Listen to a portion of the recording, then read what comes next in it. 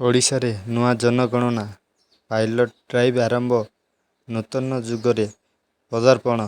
Mobile apps ଦ୍ୱାରା ହେବ 2027 ଜନଗଣନା। ନବୀନଙ୍କ ତୀବ୍ର ଆକ୍ରମଣ। ବିଜେଡିକୁ କହିଲେ ପ୍ରାର୍ଥୀ ନିର୍ବାଚନ ପୂର୍ବରୁ ରାଜନୀତି ଗରମ। ନବୀନ ବିଜେପି ମଧ୍ୟରେ ବାଣ ବର୍ଷା।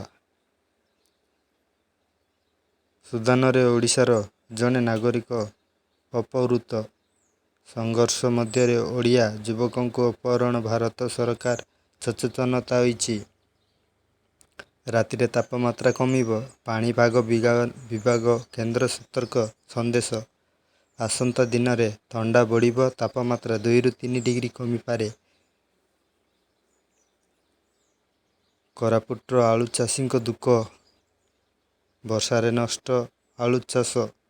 ଶସ୍ତା ବାତ୍ୟା ପରେ ଆଳୁ ଚାଷ ହୋଇଛି କ୍ଷତିଗ୍ରସ୍ତ। ଚାଷୀ ହାତ ମୁଣ୍ଡ ଧରିଛନ୍ତି। Bureau report, Odisha news network.